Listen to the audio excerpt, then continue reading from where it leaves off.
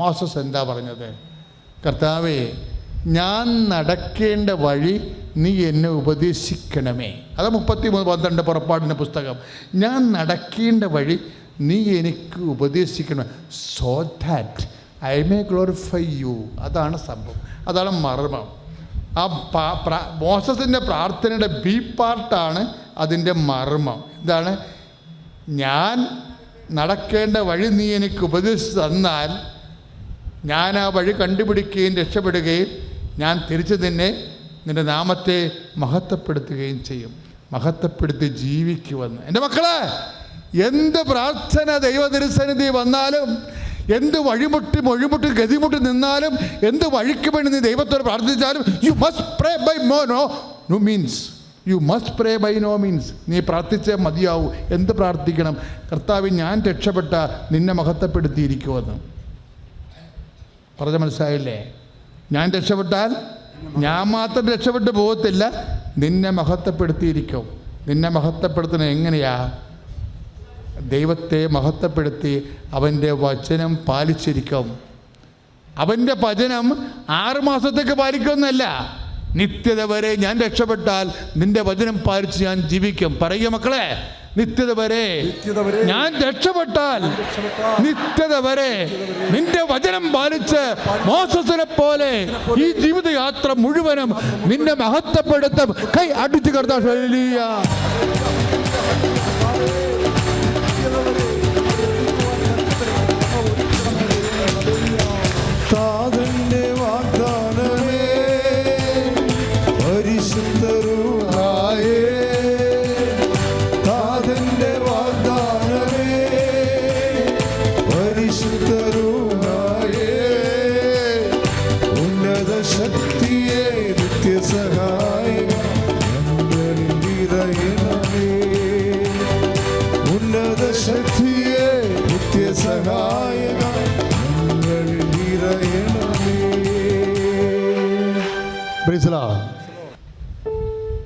പരിശുദ്ധ പരമദിവ്യകാരുണ്യത്തിന്, പരിശുദ്ധ പരമദിവ്യകാരുണ്യത്തിന്, പരിശുദ്ധ പരമദിവ്യകാരുണ്യത്തിന്, പരിശുദ്ധ പരമദിവ്യകാരുണ്യത്തിന്, പരിശുദ്ധ പരമദിവ്യകാരുണ്യത്തിന്. പ്രിയപ്പെട്ടവരെ, സിദ്ധാന്തവും പ്രയോഗവും ആശയവും ആവിഷ്കാരവും വഴിയും പ്രവൃത്തികളും എല്ലാം കർത്താവാണ്. കർത്താവിനെ ആവശ്യിക്കാൻ ആവശ്യമായ ആധ്യാത്മിക സാഹചര്യമാണ് ഹൃദയഞെരുക്കമായി നമ്മൾ അനുഭവിക്കുന്നത്. അത് സഹനങ്ങളെ സ്തുതിപ്പാക്കി മാറ്റി കർത്താവിനെ നമ്മൾ സ്വീകരിക്കുന്നതിനെക്കുറിച്ചാണ് വചനത്തിൽ നമുക്ക് ഈശോ വെളിപാട് നൽകിയത്. ഇപ്പോഴ് ഈ അനുഗ്രഹ നിമിഷങ്ങളിൽ നിങ്ങൾ ഉടമ്പടി ചെയ്തിരിക്കുന്ന വിഷയങ്ങളുടെ മേലെ ദൈവത്തിൻ്റെ വലിയ ഇടപെടലുണ്ടാകാൻ വേണ്ടി അച്ഛൻ പ്രാർത്ഥിക്കുന്നു. അതിനുശേഷം ഉടമ്പടി ചെയ്യാത്തവരുണ്ട്, അവരെത്രയും വേഗം ഉടമ്പടി ചെയ്യാൻ വേണ്ടി പ്രാർത്ഥിക്കണം. ഉടമ്പടി ചെയ്ത് കഴിയുമ്പോൾ നമുക്കൊരു ക്ലെയിമായി. ഉടമ്പടിയുടെ ഒരു ഗുണം അതാ, അത് വചനപ്രകാരമുള്ള പ്രാർത്ഥനയാണ്.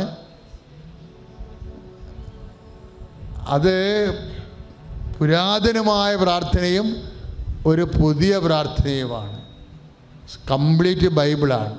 അതുകൊണ്ടാണ് നീ ഹാൻഡ് ബുക്ക് നിങ്ങൾ വായിക്കണമെന്ന് പറയണത്. ഹാൻഡ് ബുക്ക് വായിക്കാത്തവരും കൃപാസനം അറിയാത്തവരും ഉടമ്പടിയെ ആരെങ്കിലും വിമർശിച്ചാൽ നിങ്ങൾ വേറെ ഒന്നും ചെയ്യരുത്, ആ ഹാൻഡ് ബുക്ക് വാങ്ങിച്ചു കൊടുത്തേക്കണം. പിന്നെന്താ ചെയ്യേണ്ടത്? അച്ഛൻ്റെ ഫേസ്ബുക്ക് ലിങ്ക് കൊടുക്കണം. ഉടമ്പടി എടുത്തവർ ചെയ്ത അനുഭവ സാക്ഷ്യങ്ങൾ കാണിച്ചു കൊടുക്കണം. കാരണം നമ്മുടെ മുമ്പിൽ 100 കണക്കിന് അനുഭവ സാക്ഷ്യങ്ങളുമായി ദൈവം ഉടമ്പടിയെ സ്ഥിരീകരിച്ചിരിക്കുകയാണ്. എന്താണ് 16-26 പറയണത്? നിൻ്റെ പ്രവൃത്തികളെ ഞാൻ അടയാളങ്ങൾ കൊണ്ട് സ്ഥിരീകരിക്കും. ഉടമ്പടിയുടെ സ്ഥിരീകരണം എന്ന് പറഞ്ഞാൽ എന്താണ്? സാക്ഷ്യമാണ്. ഉടമ്പടിയുടെ സ്ഥിരീകരണം എന്ന് പറഞ്ഞാൽ എന്താണ്? വചനം എന്താ പറയണത്? സാക്ഷ്യമാണ്. സ്ഥിരീകരണം. കർത്താവ് സ്ഥിരീകരണത്തിന് എന്താ പറഞ്ഞത്? വൃക്ഷത്തെ ഫലത്തിൽ നിന്നറിയാം.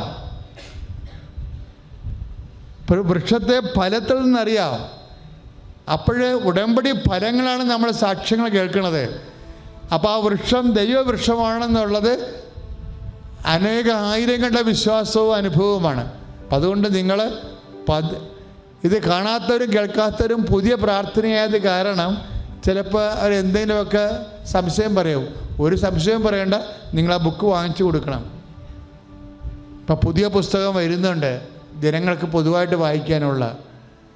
ഉടമ്പടി പുസ്തകം ഇത് തന്നെയായിരിക്കും. ഇത് കുറച്ചുകൂടി ഇതിൻ്റെ ആഴങ്ങൾ ഭയങ്കരമായ ആഴവും ഉയരവുമാണ് ഉടമ്പടിക്കുള്ളത്. അതുകൊണ്ട് അതിൻ്റെ മഹങ്ങളെല്ലാം അതാത് കാലങ്ങളിൽ ഞാൻ സുവിശേഷ വേലയ്ക്ക് വേണ്ടി നിൽക്കുമ്പോൾ കർത്താവ് ഉടമ്പടിയെക്കുറിച്ച് പുതിയ കാര്യങ്ങൾ പറയും. പിന്നെ ഞാൻ വീണ്ടും പോയി അതിരുന്ന് ചിന്തിച്ച് ആലോചിച്ച് വചനം നോക്കി എടുത്തിട്ട് വീണ്ടും അത് എഴുതി വെക്കും. അങ്ങനെ സമ്പൂർണ്ണ ജ്ഞാനമുണ്ട് ഇപ്പോൾ ഉടമ്പടി പുസ്തകത്തിൻ്റെ. ഉടനെ വരും, അടുത്ത മാസം കിട്ടും നിങ്ങൾക്ക് ഉടമ്പടി സമ്പൂർണ്ണ ജ്ഞാനത്തിൻ്റെ പുസ്തകം. അപ്പോൾ എൻ്റെ മക്കളെ സന്തോഷമായിരിക്കുക. ഇപ്പോഴും നമ്മൾ രോഗികൾക്ക് വേണ്ടിയാണ് ആദ്യം പ്രാർത്ഥിക്കുന്നത്. നാനാതരത്തിലുള്ള രോഗികളാണ്. അസ്ഥി രോഗികൾ, പേശി രോഗികൾ, ആന്തരിക അവയവ രോഗികൾ, വിട്ടുമാറാത്ത മരുന്ന് കഴിച്ചിട്ടും മാറാത്ത രോഗികൾ, പഴകിയ രോഗികളെല്ലാം പ്രാർത്ഥിക്കാൻ പോയി. കർത്താവ് ആ സമയത്ത് കർത്താവെ സാക്ഷ്യം പറയിപ്പിക്കണേ, കർത്താവെ സാക്ഷ്യം പറയിപ്പിക്കണേ എന്ന് ഉള്ളിൽ പറഞ്ഞുകൊണ്ട് സ്തുതിക്കട്ടെ. ഹല്ലേലൂയ. നല്ലവനായ ഈശോയെ, അനേകം മക്കളെ കണ്ണീരോടെ പ്രാർത്ഥിക്കുന്ന ഈശോ, അസ്ഥി രോഗികളെ സുഖപ്പെടുത്തണമേ, പേശി രോഗികളെ സുഖപ്പെടുത്തണമേ, ഹൃദയത്തിലെ സ്പർശിക്കുന്ന കർത്താവേ, കരളിനെ സ്പർശിക്കുന്ന കർത്താവേ, വാതരോഗികളെ, വെരിക്കോസിന് അസുഖമുള്ളവർ, പിസ്തുല രോഗികൾ, PCOD രോഗികൾ, ക്യാൻസർ രോഗികൾ, കരൾ രോഗികൾ, തലവേദന ഉള്ളവർ, ഈശോ അർസസ് രോഗികൾ, അൾസർ രോഗികൾ സ്പർശിക്കണമേ കർത്താവേ. ഈശോ അലർജി രോഗികൾ, ചിരങ്ങ്, ചൊറി കർത്താവ് സ്പർശിക്കണം. ഉദര രോഗികൾ, ഉദരാശയത്തിൽ, മൂത്രാശയത്തിൽ, ഗർഭാശയത്തിൽ, ആമാശയത്തിൽ സിസ്റ്റുള്ളവർ, വേദന ഉള്ളവർ, ഒഴിക്കാൻ പറ്റാത്തവർ, മുത്രാശയ രോഗികൾ, യൂറിനറി ബ്ലാഡർ കുഴപ്പമുള്ളവർ, യേശുവെ യൂറിക് ആസിഡ് ഉള്ളവർ, യേശു ക്രിസ്തു ഉന്നതമായ നാമത്തിൽ മാരക രോഗങ്ങൾ, തീരാവേദികൾ, ഷുഗർ രോഗങ്ങൾ, പ്രഷർ രോഗങ്ങൾ, ക്രിയാറ്റിൻ രോഗങ്ങൾ യേശു നാമത്തിൽ മാറിപ്പോട്ടെ. ഹല്ലേലൂയ.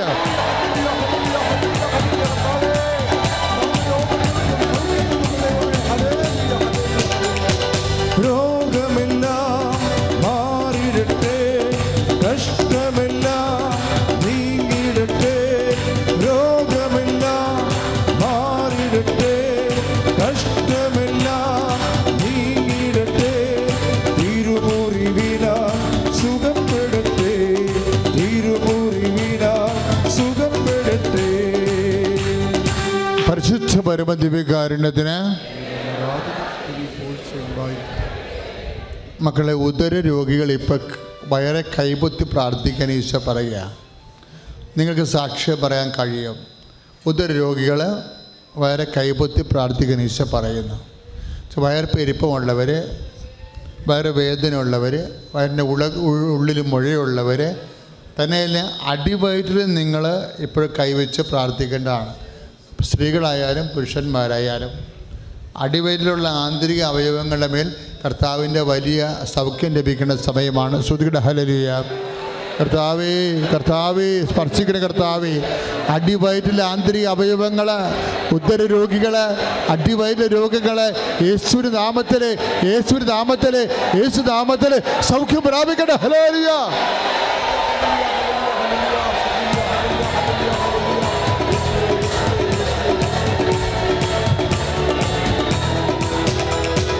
ആരാധിക്കുമ്പോൾ വിടുതൽ, ആരാധിക്കുമ്പോൾ സൗഖ്യം, ആരാധിക്കുമ്പോൾ വിടുതൽ, ആരാധിക്കുമ്പോൾ സൗഖ്യം, ദേഹം ദേഹി ആത്മാവിൽ സമാധാന സന്തോഷം ദാനമായി അവർ നൽകുന്നു, ദേഹം ദേഹി ആത്മാവിൽ സമാധാന സന്തോഷം ദാനമായി നൽകിടും. ഈശോയ്ക്കും മാതാവിനും നന്ദി പറയുന്നു. എൻ്റെ പേര് ഡാർലി റോയ്. ചേന്നമംഗലത്തു നിന്ന് വരുന്ന ഹോളി ക്രോസ് ചർച്ച് ഇടവകയാണ്. ഞാൻ 2019 ഉടമ്പടി എടുത്ത ആളാണ്. 2 പ്രാവശ്യം സാക്ഷ്യം പറഞ്ഞിട്ടുണ്ട്. ഇതെൻ്റെ 3ാമത്തെ സാക്ഷ്യമാണ്. എൻ്റെ വിഷയം ഭാഗ ഉടമ്പടിയാണ്. എൻ്റെ ലക്ഷ്യം സ്വർഗരാജ്യമാണ്.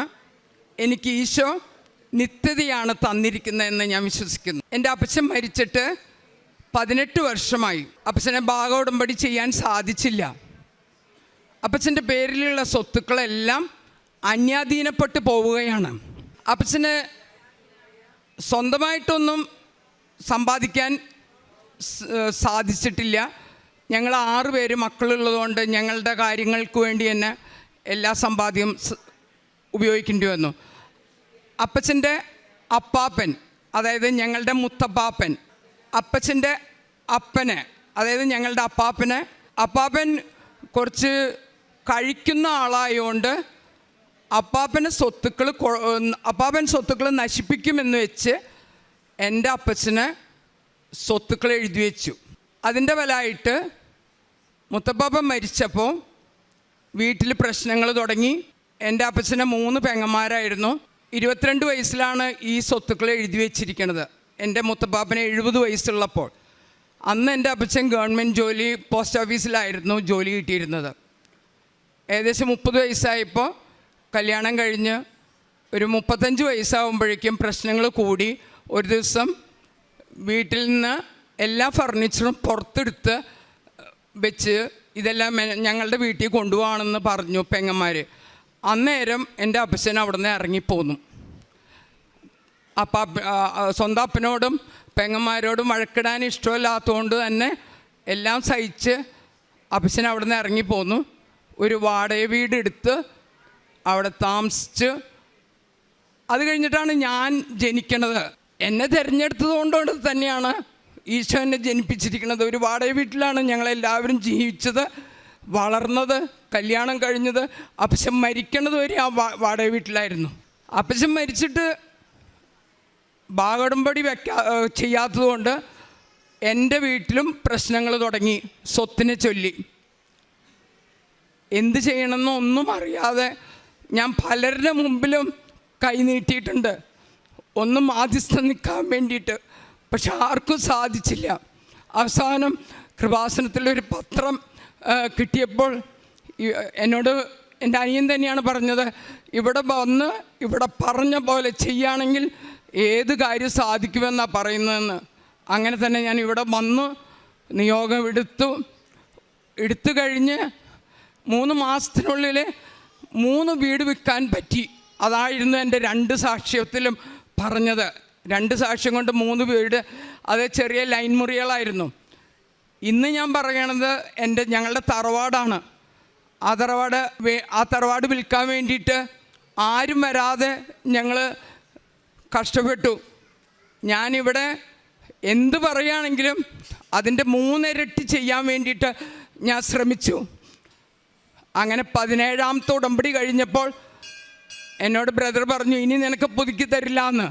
അപ്പോൾ ഞാൻ പിന്നെയും ബ്രദറിനോട് പറഞ്ഞു, എന്താ ചെയ്യുക, ആരും വാങ്ങിക്കാൻ വരുന്നില്ല.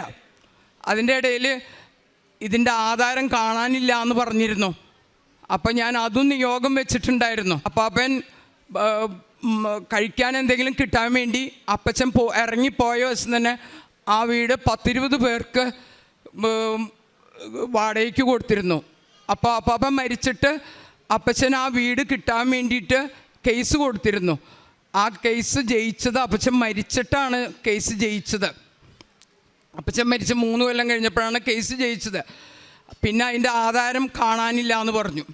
അത് കഴിഞ്ഞ് 17ാമത്തെ ഉടമ്പടി കഴിഞ്ഞപ്പോൾ ബ്രദർ എനിക്ക് കുറേ വചനം തന്ന്, നീ പ്രാർത്ഥിക്കുക, നിനക്ക് എല്ലാ മാതാവ് ചെയ്തു തരുന്നുണ്ടല്ലോ. മാതാവ് എനിക്ക് ഒരുപാട് മെസ്സേജസ് തന്നിരുന്നു.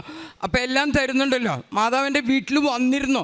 കാരണം എല്ലാവരും എൻ്റെ മുമ്പിൽ വന്നിട്ടാണ് പറയണത്, ചേച്ചി വിചാരിച്ചു കഴിഞ്ഞാൽ ഈ കാര്യം സാധിക്കും, ഞങ്ങൾക്ക് എല്ലാവർക്കും ബുദ്ധിമുട്ടാണ്, ഞങ്ങൾക്ക് ആവശ്യമുള്ള പൈസ തരണം, എല്ലാവർക്കും ഞാൻ പൈസ കൊടുക്കും. പക്ഷെ കാര്യം നടക്കില്ല. ഞാൻ എന്ന് വിചാരിക്കും, അവർ പറയും ഈ വീട് വിൽക്കുമ്പോൾ എല്ലാം പൈസ തരാമെന്ന്. മാസവണക്കത്തിന് നിയോഗം വെച്ചു.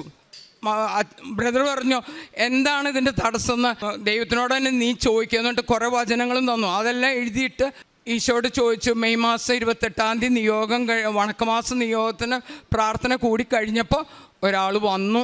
100 വർഷം പഴക്കമുള്ള വീടാണിത്. അപ്പോൾ കഴിഞ്ഞ നവംബറിൽ ഒരാൾ വന്നപ്പോൾ ഒരാൾ ട്രാൻസാക്ഷന് വന്നപ്പോൾ അയാൾ ആധാരമില്ല എന്ന് പറഞ്ഞപ്പോൾ 15 ലക്ഷം ഞങ്ങൾക്ക് രജിസ്ട്രേഷന് വേണമെന്ന് പറഞ്ഞപ്പോൾ സഹോദരന്മാർ പറഞ്ഞു, വേണ്ട, ഞങ്ങൾ ആധാരം കണ്ടുപിടിച്ച് കൊടുന്നോളാന്ന് പറഞ്ഞു.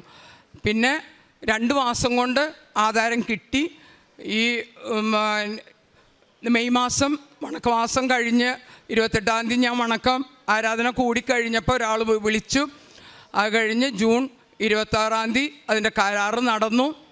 അന്ന് തൊട്ട് ഇന്ന് വരയ്ക്കും എനിക്ക് നിത്യത കിട്ടിയ പോലെ എനിക്ക് ഈശോയെ പറ്റിയിട്ട് മാത്രം പറയാനുള്ളൂ. വേറെ ഒരു സംഗതി എനിക്ക് പറയാനില്ല. എല്ലാം ഈശോ എനിക്ക് ചെയ്തു തരിക. ഞാൻ ഒന്നും പറഞ്ഞിട്ടുമില്ല, ഒന്നും ആവശ്യപ്പെട്ടിട്ടില്ല. എല്ലാ കാര്യവും ഈശോ ചെയ്തു തരണം. ഈശോയ്ക്ക് വേണ്ടി ഞാൻ നിരന്തരം പ്രവർത്തിക്കുകയാണ്. എൻ്റെ കാര്യങ്ങളെല്ലാം ഈശോ ചെയ്തു തരികയാണ്. അങ്ങനെ വെള്ളിയാഴ്ച അതിൻ്റെ രജിസ്ട്രേഷൻ കഴിഞ്ഞു. ഞങ്ങളെല്ലാവരും സന്തോഷത്തോടു കൂടി ആ ക്യാഷ് ഞങ്ങൾ പങ്കിട്ടെടുത്തു. അങ്ങനെ എൻ്റെ വീട്ടിൽ സമാധാനം കൈവന്നു, സ്നേഹം കൈവന്നു. മാതാവ് സമയ ചുരുക്കത്തിൻ്റെ ഇപ്പം എനിക്ക് 68 വയസ്സായി, എൻ്റെ ചേട്ടന് 72 വയസ്സ്. ഇനിയും ദിവസങ്ങൾ നീങ്ങാതെ എത്രയും വേഗത്തിൽ ഈ കാര്യത്തിനൊരു നടപ്പാക്കി. അമ്മയ്ക്കും ഈശോയ്ക്കും കോടാനുകോടി ഞാൻ നന്ദി പറയുന്നു. നേർച്ച വസ്തുക്കൾ എനിക്കധികം ഡോക്ടറെ കാണിക്കാൻ പോവേണ്ട ആവശ്യം വരാറില്ല. എൻ്റെ ഈശോയുടെ തൈലം ഞാൻ യൂസ് ചെയ്യും, എന്നും അഭിഷേകം ചെയ്യും, കുരിശ് വരച്ച് അഭിഷേകം ചെയ്യും. തൈലം ഉപയോഗിച്ച് ഒരു ദിവസം കാലുമ്മ ഒരു ചെറിയൊരു വേദന വന്നു. ഞാൻ അച്ഛനെ 2 പ്രാവശ്യം ആ തറവാടിൻ്റെ ഫോട്ടോ കൊടുന്ന് കാണിച്ച് അച്ഛൻ എനിക്ക് അവിടെ കുഴിച്ചിടാനായിട്ട് ഒരു കാശ് രൂപം തന്നിട്ടുണ്ടായിരുന്നു. ആ കാശ് രൂപം കൊണ്ട് ഞാൻ കുഴിച്ചിട്ടുണ്ടായിരുന്നു. അതുപോലെ തന്നെ ഉപ്പ് അവിടെ വെതറിയിട്ട് പ്രാർത്ഥിച്ചിരുന്നു, വിശ്വാസപ്രമാണം ചൊല്ലി പ്രാർത്ഥിച്ചിരുന്നു. അതിൻ്റെ എല്ലാം ഫലമായിട്ട് എത്രയും നേരത്തെ അത് വിൽക്കാനായിട്ട് എനിക്ക് സാധിച്ചു. പിന്നെ പ്രേക്ഷിത പ്രവർത്തനമായിട്ട് ഞാൻ ചെയ്യണത്, ഞാൻ ആദ്യം തന്നെ ഒരു വാട്സാപ്പ് ഗ്രൂപ്പ് ഉണ്ടാക്കി. അത് എൻ്റെ 2ാമത്തെ നിയോഗം കഴിഞ്ഞ അന്ന് മുതൽ ഇവിടെ വരാനായിട്ട് വിഷമമുള്ളവരെ എല്ലാവരും കൊണ്ടുവരണമെന്നൊരു നിയോഗം ഞാൻ തീരുമാനിച്ചു. അങ്ങനെ ഞാൻ ഒരു വാട്സാപ്പ് ഗ്രൂപ്പ് ഉണ്ടാക്കി. ഇന്ന് ആ വാട്സാപ്പ് ഗ്രൂപ്പിൽ 500 പേരുണ്ട്. അന്ന് തൊട്ട് 2022 ഏപ്രിൽ തൊട്ട് ഇന്ന് വരയ്ക്കും എല്ലാ മാസവും ഞാൻ ആളുകളെ ഇവിടെ കൊണ്ടുവന്നിരുന്നു. ഇന്നും 26 പേരെ കൊണ്ടുവന്നിട്ടുണ്ട്. അത് ഏകദേശം 100 പേരായപ്പോൾ ഞാൻ എൻ്റെ ഗ്രൂപ്പിൽ എന്നെ സഹായിക്കാൻ 2 പേര് വരണമെന്ന് പറഞ്ഞു. അങ്ങനെ സമർപ്പിതരായിട്ട് 2 ലീഡേഴ്സ് എനിക്ക് വന്നു. അത് കാരണം എല്ലാ ആഴ്ചയിലും 26 പേരോ അല്ലെങ്കിൽ 40 പേര് 42 പേരായിട്ട് ഈ കൃപാസനത്തിലേക്ക് എല്ലാ ആഴ്ചയിലും ഞാൻ ആളുകളെ കൊണ്ടുവരുന്നു. അതുപോലെ തന്നെ അവർക്ക് ആവശ്യമായിട്ടുള്ള എല്ലാ കാര്യങ്ങളും ഞങ്ങൾ ചെയ്തു കൊടുക്കുന്നു. അതുപോലെ ഈ ഗ്രൂപ്പ് വഴി ഞങ്ങൾ എല്ലാ മാസവും ഒരാഴ്ച ഗവൺമെൻറ് ഹോസ്പിറ്റലിൽ പോവും. ഓർഫനേജുകളിൽ സന്ദർശിച്ച് അവർക്ക് ആവശ്യമായിട്ടുള്ള എല്ലാ കാര്യങ്ങളും ചെയ്തു കൊടുക്കും. അതുപോലെ തന്നെ ആർക്കെങ്കിലും എന്തെങ്കിലും ബുദ്ധിമുട്ടുണ്ടെന്ന് പറഞ്ഞാൽ എല്ലാവരും ഇഷ്ടംപോലെ പൈസ അവർക്ക് അയച്ചു കൊടുക്കും. പിന്നെ 1000 മണി കൊന്ത ഞങ്ങൾ 3 ദേശങ്ങളിലായിട്ട് ചെയ്യണോ, എല്ലാ മാസവും ചെയ്ത് അതിൻ്റെ വീഡിയോ അയച്ചു കൊടുക്കാറുണ്ട്. അതുപോലെ ഞാൻ എന്നും ഡെയിലി ബ്രെഡ് കൂടും. ഡെയിലി ബ്രെഡിൽ ഡോക്യുമെൻറ്റ്സ് വെക്കാൻ പറയുമ്പോൾ ഞാൻ എൻ്റെ എല്ലാ കാര്യങ്ങളും എഴുതി ഒരു കടലാസിലും അതുപോലെ തന്നെ ഡോക്യുമെൻറ്റ്സിൻ്റെ കോപ്പികളെല്ലാം വെച്ച് പ്രാർത്ഥിക്കാറുണ്ട്. എല്ലാ ദിവസവും ഞാൻ അച്ഛൻ്റെ ടോക്ക് കേൾക്കും. എനിക്കിത് തന്നെയാണ് ജോലി. ഉച്ചയ്ക്ക് ഉറങ്ങാറില്ല. മെയ് മാസത്തിലെ ടോക്കാണ് കേട്ടിക്കൊണ്ടിരിക്കുന്നത്. എല്ലാ ദിവസവും പഴയ ടോക്കുകൾ ഇരുന്ന് കേൾക്കും. അതിൽ എനിക്ക് കൂടുതൽ അഭിഷേകം കിട്ടാറുണ്ട്. പിന്നെ 3 കെട്ട് പത്രം എല്ലാ മാസവും ഞാൻ വാങ്ങിച്ച് എല്ലാ ഫങ്ഷന് പോകുമ്പോൾ അവിടെയുള്ളവർക്ക് എല്ലാ ബസ്സിലും എൻ്റെ ഇടവകയിലും എല്ലാവർക്കും കൊടുക്കും. എല്ലാ കാര്യങ്ങളും ഇവിടെ പറയണതിൻ്റെ 4 കൊന്ത എത്തിക്കാറുണ്ട്. കാലത്തും ഉച്ചയ്ക്കും വൈകുന്നേരവും കുടുംബ പ്രാർത്ഥനയായിട്ട് ചെല്ലാറുണ്ട്. അതെല്ലാം മാതാവ് എന്നോട് പറയുകയാണ്. കാലത്ത് 4:45 എഴുന്നേറ്റ് 5 മണി തൊട്ടിട്ട് ഒരു കൊന്ത ചെല്ലും. ഇതെല്ലാം മാതാവ് എന്നോട് സംസാരിക്കാറുണ്ട്. ഈ മാതാവ് പറയണത് നമ്മുടെ മനസ്സിൽ പറയുകയാണെങ്കിൽ കൂടി, പക്ഷേ അച്ഛൻ്റെ ടോക്ക് കേൾക്കുമ്പോൾ അതെല്ലാം എനിക്ക് കൺഫർമേഷനാണ്. ഇപ്പം അച്ഛനാണ് എൻ്റെ ഗുരു, എനിക്ക് വേറെ ആരും ഗുരുക്കളൊന്നുമില്ല. അച്ഛൻ ടോക്കിൽ പറയുമ്പോൾ മാതാവ് എന്നോട് പറഞ്ഞത് ഞാൻ ചെയ്തു. മാതാവ് എന്താ എന്നോട് പറഞ്ഞെങ്കിൽ ആ മിനിറ്റിന് ഞാനത് ചെയ്യും. പിന്നെ അങ്ങോട്ടും ഇല്ല ഇങ്ങോട്ടൊന്നും ഇല്ല. എന്തെങ്കിലും ഞാൻ ചെയ്യാത്തുണ്ടെങ്കിൽ എനിക്ക് നല്ല അടിയും കിട്ടും മാതാവിൻ്റെ നിന്ന്. അപ്പം എനിക്ക് പറയും, എന്നോട് പറഞ്ഞിട്ട് ഞാൻ ചെയ്തില്ലല്ലോ, അപ്പോൾ ഞാൻ പിന്നെ അത് ചെയ്യില്ല, കറക്റ്റാക്കും. എനിക്ക് കുറച്ച് മടിയെല്ലാം ഉണ്ട്. അപ്പോൾ ഞാൻ പറയും, അതായത് ഇന്നത് ചെയ്യുക. ഇപ്പോൾ എല്ലാ കാര്യങ്ങളും എനിക്ക് മാതാവ് ചെയ്തു തരണം. ഈശോയ്ക്കും മാതാവിനും കോടാനുകോടി നന്ദി പറയും. ദൈവപിതാവിനും തിരുക്കുമാരനും പരിശുദ്ധാത്മാവിനും പരിശുദ്ധ അമ്മയ്ക്കും കോടാനുകോടി നന്ദി പറയുന്നു. ഈ അൾത്താരയിൽ എനിക്ക് ഈ സാക്ഷ്യം പറയുവാനായിട്ട് അവസരം ലഭിച്ചതിനെ ഓർത്ത് ദൈവത്തിന് 1000 നന്ദി അർപ്പിച്ചുകൊണ്ട് ഞാനെൻ്റെ സാക്ഷ്യം ആരംഭിക്കുന്നു. എൻ്റെ പേര് മീനു മരിയ ജോയ്. ഞാൻ പാലാ രൂപതയിലെ സെൻറ്റ് മാത്യൂസ് ചർച്ച് പെരുന്തുരുത്ത് ഇടവകാംഗമാണ്. ഇതെൻ്റെ ഹസ്ബൻഡ്, ഇത് ഞങ്ങളുടെ കുഞ്ഞ് ഇവാഞ്ചലിൻ മറിയം ബോബി, ഇതെൻ്റെ മമ്മി. ഞങ്ങൾക്ക് ഇവളെ ലഭിച്ചതിനെക്കുറിച്ച് സാക്ഷ്യം പറയുവാനായിട്ടാണ് ഞാനിവിടെ ആയിരിക്കുന്നത്. ഞങ്ങളുടെ വിവാഹം കഴിഞ്ഞത് 2020 ഡിസംബർ 31 അതിനുശേഷം ഞാൻ ക്യാരിങ് ആയി ഹോസ്പിറ്റലിൽ ചെന്ന് സ്കാനിങ് ചെയ്തപ്പോഴേക്കും ഡോക്ടർ പറഞ്ഞു ഗ്രോത്ത് കാണുന്നില്ല, ഹാർട്ട് ബീറ്റ് കാണുന്നില്ല എന്ന് പറഞ്ഞു. അങ്ങനെ അത് മിസ്കാരേജ് ആയിപ്പോയി. അതിനുശേഷം DNC ചെയ്തു. വീണ്ടും ഏതാനും മാസങ്ങൾ കഴിഞ്ഞ് ഞാൻ വീണ്ടും ക്യാരിങ് ആയി. ചെറിയൊരു സ്പോട്ടിങ് കണ്ടതിനെ തുടർന്ന് വേഗം ഹോസ്പിറ്റലിൽ പോയി. ഞാനും ഹസ്ബൻഡും എൻ്റെ അനിയത്തിയുമായിട്ടാണ് പോയത്. അവിടെ ചെന്ന് ഡോക്ടർ ഇമ്മീഡിയറ്റ് ആയിട്ട് സ്കാൻ ചെയ്തു. സ്പോട്ടിങ് കണ്ടതുകൊണ്ട് ബ്ലഡ് ടെസ്റ്റും കാര്യങ്ങളും എല്ലാം ചെയ്തു. ഡോക്ടർ പറഞ്ഞു ഗ്രോത്ത് വളരെ നന്നായിട്ടുണ്ട്, പക്ഷേ യൂട്രസിലല്ല കാണുന്നത്, അത് ട്യൂബൽ പ്രഗ്നൻസിയാണ്, എക്ടോപ്പിക് ആണെന്ന് പറഞ്ഞു. അതുകൊണ്ട് ഗ്രോത്ത് ഉള്ളത് കൊണ്ട് ട്യൂബ് റപ്ചർ ആവാൻ ചാൻസ് ഉള്ളത് കൊണ്ട് തന്നെ ഇമ്മീഡിയറ്റ് ആയിട്ട് സർജറി ചെയ്യണമെന്ന് പറഞ്ഞു.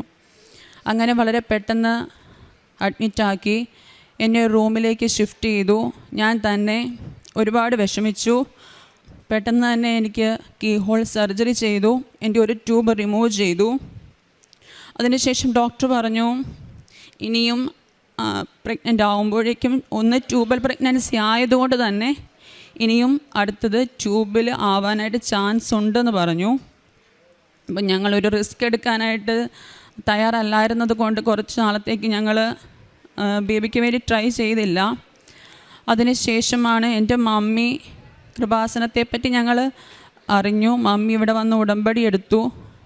മമ്മി ഉടമ്പടിയിലൂടെ പ്രാർത്ഥിക്കാനായിട്ട് തുടങ്ങി. മമ്മിയുടെ ഉടമ്പടിയിൽ ഞാനും പ്രാർത്ഥനയിലൊക്കെ പങ്കുചേർന്നു. അതിനുശേഷം വീണ്ടും മമ്മി എന്നോട് പറഞ്ഞു ഞാനും വന്ന് ഉടമ്പടി എടുത്തു. ഞാൻ ഉടമ്പടി എടുത്തത് 2024 ഏപ്രിൽ മാസമായിരുന്നു. ഉടമ്പടി എടുത്തതിന് ശേഷം ജൂലൈയിൽ ഉടമ്പടി പുതുക്കേണ്ട സമയമായപ്പോഴേക്കും ഞാൻ പ്രഗ്നൻ്റായി. അപ്പോൾ ഡോക്ടർ പറഞ്ഞു ഞാൻ ഒരു സ്പോട്ടിങ് കണ്ടതുകൊണ്ട് തന്നെ ഞങ്ങൾ പെട്ടെന്ന് ഹോസ്പിറ്റലിൽ പോയി. ഡോക്ടർ പറഞ്ഞു പ്രീഷ്യസ് ബേബിയാണ്, അതുകൊണ്ട് റിസ്ക് എടുക്കേണ്ട, നമുക്ക് അഡ്മിറ്റാക്കി കുറച്ച് ഇഞ്ചക്ഷൻ എടുക്കാമെന്ന് പറഞ്ഞു. അങ്ങനെ എന്നെ അഡ്മിറ്റ് ചെയ്തു. വേറെ പ്രോബ്ലംസും കാര്യങ്ങളൊന്നുമില്ല. 3 മാസത്തേക്ക് ഡോക്ടർ ബെഡ് റെസ്റ്റ് പറഞ്ഞു. അങ്ങനെ ഡിസ്ചാർജായി വീട്ടിൽ വന്നു. ഞാൻ ബെഡ് റെസ്റ്റിലായിരുന്നു. ആ സമയത്ത് മമ്മി പൊതിച്ചോറ് കെട്ടുന്ന കാര്യങ്ങളിലൊക്കെ ഞാനും സഹായിക്കുമായിരുന്നു. അതിനുശേഷം ഞാൻ 6-ാം മാസമായപ്പോഴേക്കും ഒന്ന് ചെയറിൽ നിന്ന് വീണു. വളരെയധികം ഞങ്ങൾ പേടിച്ചു ആ സമയത്ത്. ഒന്നാമത് പ്രഗ്നൻ്റ് ആണ്, ആകെപ്പാടെ ഇനി ഒരു ട്യൂബേ ഉള്ളൂ, ദൈവമേ എന്താകുമെന്നോർത്തു. അതിനു മുമ്പ് ഞാൻ ഒരു കാര്യം പറയാനായിട്ട് മറന്നുപോയി. ബഹുമാനപ്പെട്ട ജോസഫ് അച്ഛനെ ഞാൻ 2 തവണ സ്വപ്നത്തിൽ കാണുകയുണ്ടായി. അപ്പോൾ എനിക്ക് വളരെ സന്തോഷം. ഞാൻ പെട്ടെന്ന് രാവിലെ എഴുന്നേറ്റിട്ട് മമ്മിയോടും ഹസ്ബൻഡിനോടൊക്കെ പറഞ്ഞു ഞാനിങ്ങനെ അച്ഛനെ സ്വപ്നം കണ്ടു എന്ന്. അപ്പോൾ മമ്മി പറഞ്ഞു ദൈവം ഉറപ്പായിട്ടും നമ്മുടെ കൂടെ ഉണ്ടെന്ന് പറഞ്ഞു. അപ്പോൾ എനിക്ക് നല്ല ഹോപ്പായിരുന്നു. ഞാനിങ്ങനെ പ്രാർത്ഥനയിൽ തുടർന്നുകൊണ്ടിരുന്നു.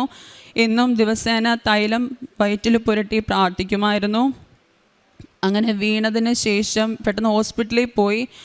സ്കാനിങ്ങിൽ കുഴപ്പമൊന്നും ഇല്ലായിരുന്നു. ഡോക്ടർ പറഞ്ഞു പ്രോബ്ലംസ് ഒന്നും ഇല്ല. തിരിച്ച് വീട്ടിൽ വന്നു. അതിനുശേഷം ഫ്ലൂയിഡ് എനിക്ക് 8-ാം മാസം സ്കാനിങ്ങിൽ കുറഞ്ഞതായിട്ട് കണ്ടു.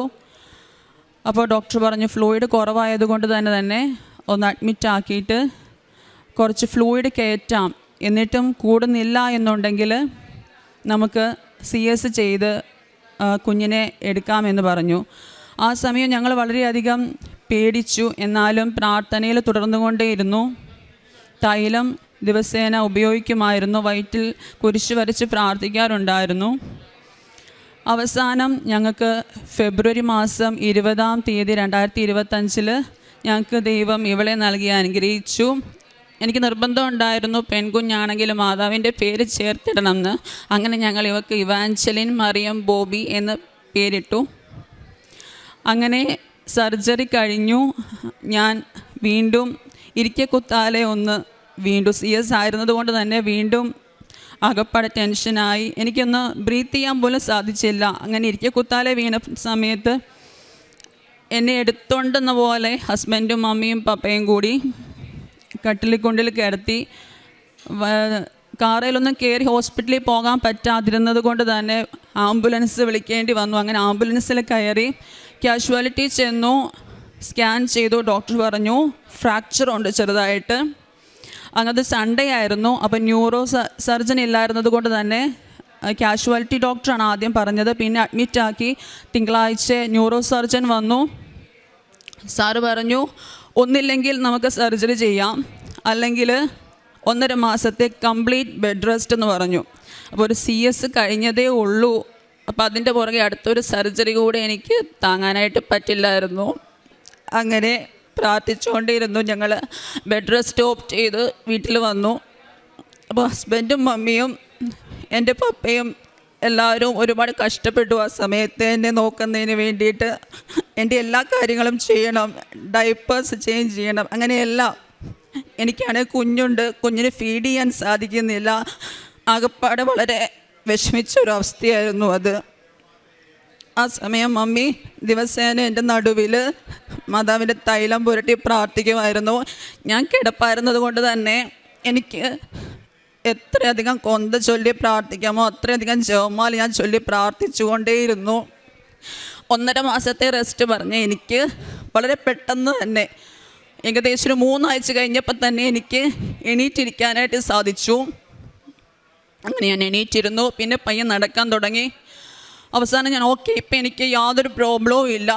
ഡോക്ടർ പറഞ്ഞു ഇനി സ്കാൻ അതിൻ്റെ ആവശ്യമൊന്നുമില്ല, എക്സ്റേയിൽ പ്രോബ്ലംസ് ഒന്നും കാണുന്നില്ല, റിക്കവർ ആകാനുള്ളതെല്ലാം റിക്കവർ ആയിട്ടുണ്ട്.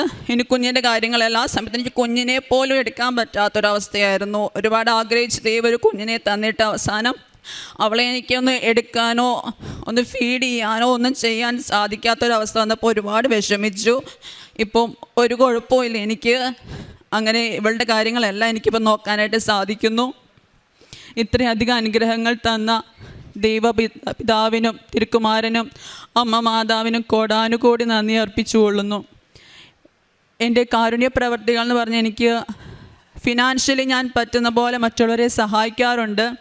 പിന്നെ പൊതിച്ചോറ് മമ്മി ഹോസ്പിറ്റലിൽ മെഡിക്കൽ കോളേജിലൊക്കെ കൊണ്ടുപോയി കൊടുക്കുകയും അല്ലെങ്കിൽ വീടുകളിൽ ആരെങ്കിലും എന്തെങ്കിലും സഹായത്തിനായിട്ടൊക്കെ വരുന്ന സമയത്ത് അവർക്കും അതിലൊക്കെ ഞാൻ എനിക്ക് പറ്റുന്ന രീതിയിൽ എൻ്റെ സഹായം അവർക്ക് ചെയ്തു കൊടുക്കാറുണ്ട്.